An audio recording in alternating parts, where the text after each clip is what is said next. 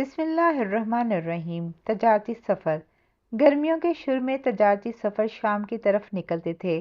شام کے سردی شہر بصرہ کی منڈی تک پہنچتے پہنچتے اونٹوں پہ چل کے انہیں مہینہ سوا مہینہ لگ جاتا تھا۔ لوگ صرف سامان بھجوانے میں ہی دلچسپی نہ لیتے تھے، دوسرے شہر سے سامان منگوانے کا بھی انہیں اشتیاق تھا، جو اس بستی میں ناپید ہوتا۔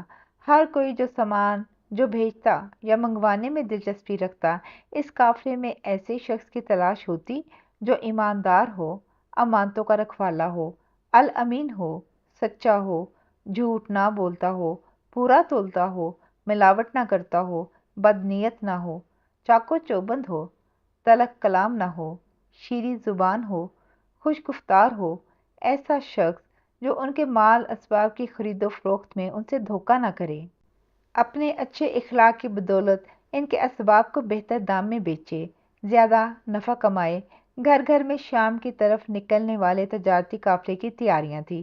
کس کے کتنے اونٹ جا رہے ہیں، کیا کیا ان میں لدا ہوگا، کون کون جا رہا ہے، کون کون بھیج رہا ہے، ساری بستی میں یہ باتیں ہو رہی تھیں۔ انہی دنوں بنو ہاشم کے 55 سالہ سردار ابو طالب کے کان میں یہ خبر پڑی کہ مکہ کی معزز رئیسہ قریشی خاتون سیدہ خدیجہ کے زیادہ تر اونٹ اس قافلے میں ہوں گے۔ سیدہ خدیجہ قریشی کے قبیلے بنو اسد سے تھیں۔ اس لحاظ سے سیدہ خدیجہ اور ابو طالب دونوں کے پردادا آپس میں بھائی اور قریش معروف بزرگ قصی کے بیٹے تھے۔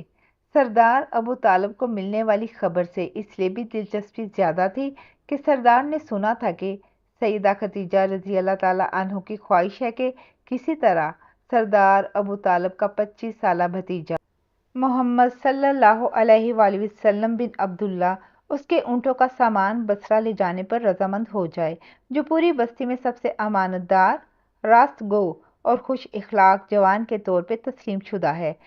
بستی میں لوگ انہیں ان کے نام کی بجائے امین اور صادق کے لقب سے بلاتے تھے۔ کسی بھی تجارتی سفر میں ان کی اپنے لیے شمولیت ہر تاجر کے لیے اطمینان کا باعث تھی۔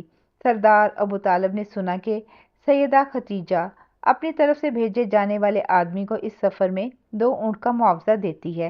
وہ چاہتے تھے کہ معاوضہ کچھ زیادہ ہو اور سفر کے لیے ان کا بھتیجا بھی رضامند ہو جائے۔ اگرچہ دل ہی دل میں اپنے بھتیجے کے لیے بصرہ کی طرف کے سفر سے وہ ہچکچاتے بھی تھے، کیونکہ انہیں 13 سال پہلے بصرہ کے راہ بحیرہ کی کہی باتیں یاد تھیں، لیکن گھریلو معاملات کی سلاست روی اور اپنے بھتیجے کے اچھے خوشحال مستقبل کے لیے انہیں وسائل کی بھی ضرورت تھی۔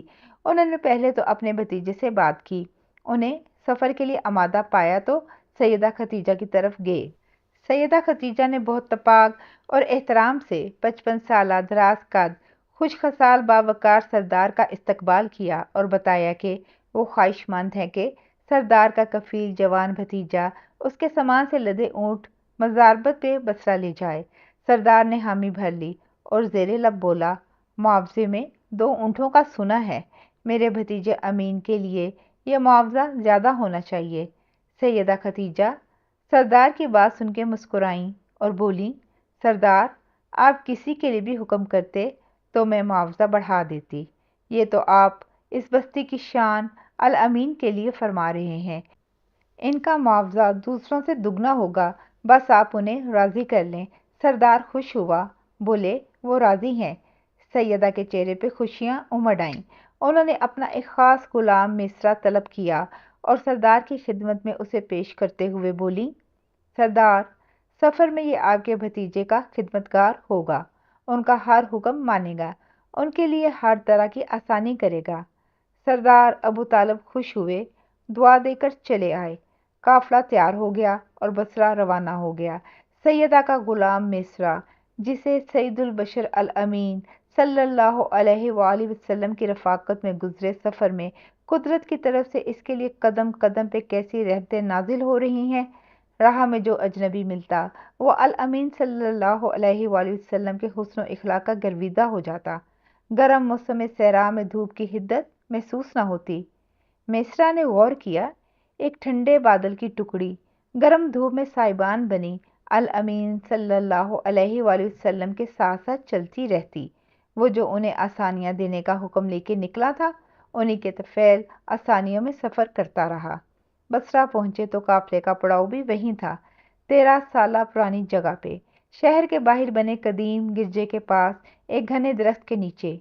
ये वही दरख्त था जिसके नीचे कभी सईदुल बशर सल्लल्लाहु अलैहि वसल्लम 12 साल की उम्र में अपने ताया अबू तालिब के साथ आए थे, और गिरजे में उस वक्त बहीरा राहब रहा करता था। अब इस गिरजे का राहब नस्तूरा था। मिस्रा आका सल्लल्लाहु अलैहि वसल्लम को दरख्त के नीचे छोड़ के नस्तूरा के पास गया तो नस्तूरा ने लपक के मिस्रा का बाजू पकड़ लिया और आंखें फाड़ के इश्तियाक और अदब से दरख्त की तरफ देखते हुए पूछने लगा, इस दरख्त के नीचे कौन बैठा है? मिस्रा ने सईदुल बशर सल्लल्लाहु अलैहि वसल्लम का नाम लिया तो नस्तूरा कहने लगा, इस दरख्त के नीचे जो बैठा है वो कोई नबी है। मिस्रा के लिए वो तजारती सफ़र सईदुल बशर सल्लल्लाहु अलैहि वसल्लम की रफ़ाकत में हैरतों का सफ़र था, बरकतों का वसीला था, इंकशाफ का बहाना था। तजारती नफ़ा भी दुगना हुआ। जारी है। जज़ाकल्लाह खैर।